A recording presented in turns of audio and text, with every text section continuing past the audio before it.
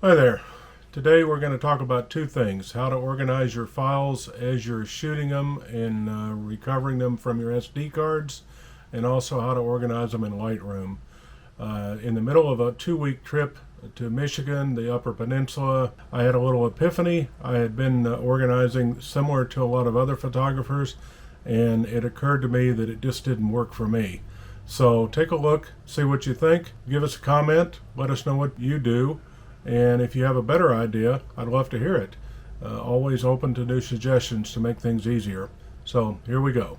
The way I started is the way I think a lot of people are doing it, the way I see different photographers that are commenting on this online do it, is they will create for each project a folder like this one. I use base, and then in it you'll have a folder for every camera that was used at that particular session.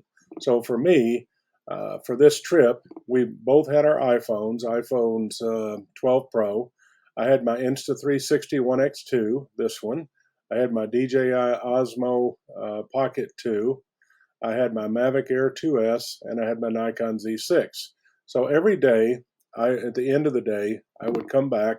I would download all images into here so that they were segregated by the whichever camera that I shot them with.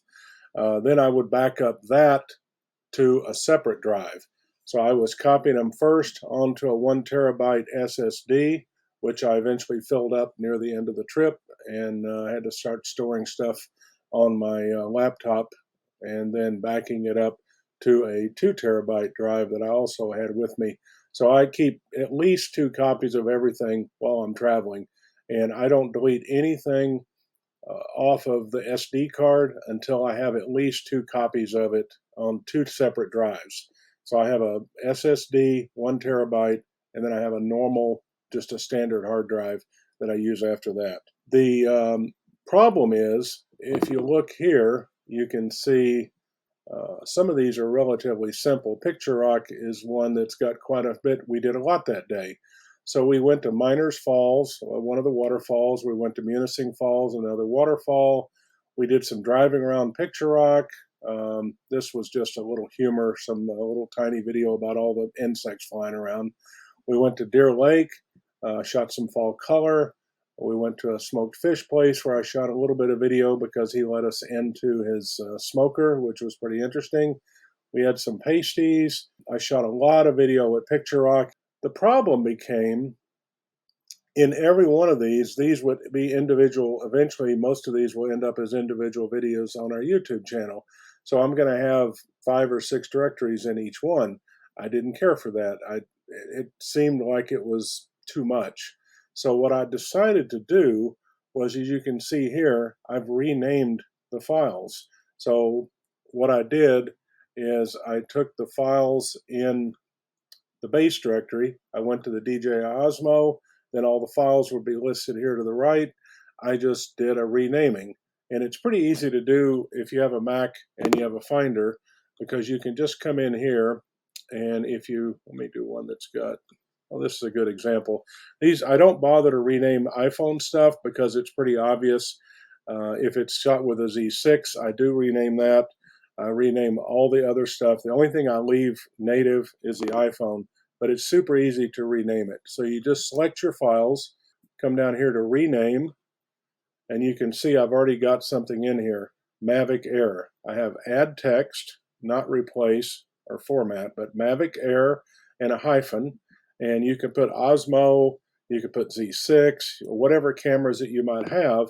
Now, no matter where you put this, you know which camera it came from. Put over here on this side, after name, before name, so you want it at the front. So the key, add text, add what you want, the camera, and before name, and then you just hit rename, and you can see now both say Mavic Air. So they're not shot with a Mavic Air, they're actually shot with the iPhone. So I'm going to remove that.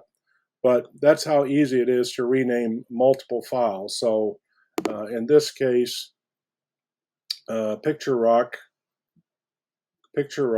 you can see here, it would be very troubling to sit and have to rename them individually, but you can just right click, rename, and select add text, before name, put in whatever you want, rename, and it's done.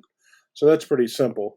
Then when you get to your project in Premiere, you can drag all of this in to your project, and you still know exactly what camera it was shot in. And you don't have to go to 6 different directories to pull the files out of it. You can scroll through them and kind of help decide what the story might be or how you need to edit it. Everything is still in order, and I find it just, at least for me right now, this seems to be the best way to do it. So I hope you find this useful. The last thing I want to show you is how I organize my Lightroom. So let's take a look at that. Okay, in the folders, the main thing I'm worried about is video. For still images, I put all of that stuff in Lightroom. That way I can edit it out, I can reformat it. If I want to use it something for a thumbnail, I can change it to the 16:9 format, and it makes it really easy. So here, I use exactly the same format that I used in the other one. So this is all of the images for Door County, and you can see here, I have Door County, day 1, day 2, day 3, day 4 we're in Marquette, day 5 the primary thing was a drive up to Copper Harbor, day 6 Bond Waterfall, day 7 Picture Rock, day 8 Mackinac Island, day 9 we were in Mackinac City, then we were driving down to Traverse, day 11 we went into the Traverse old hospital, plus some driving, day 12, etc., etc. So if you open up any one of these, you'll see inside Anderson's dock, the famous dock there. I shot some drone footage of it.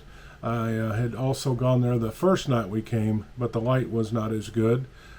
So this photo here, you can see that's from the previous night.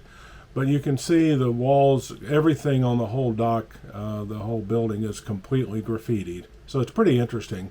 So I shot some pictures.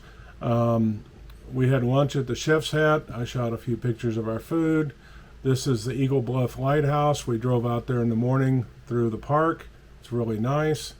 The fire department, they have some really old 1930s and 40s vintage fire engines. Also, a little couple of leaves that I found interesting.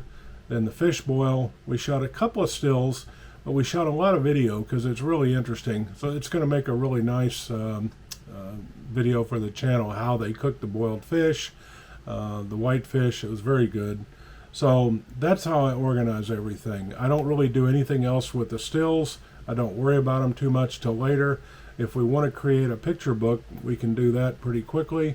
And we normally will do a 12 by 12 picture book, and pictures like from, depending on how many we've got, it might be, we might do one book for the entire trip, or we might break it down and we might have like sections of it if we have a lot of stuff that we want to include.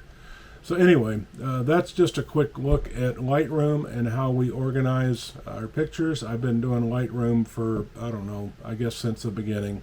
So I'm really familiar with Lightroom. It's really easy to work with. For the most part, it will do almost everything you need. When we need to do thumbnails, we throw them over into Photoshop, and that way we can layer all the titling and everything on it. But I would say 90% of my editing is done in Lightroom. I don't do as much editing as I used to.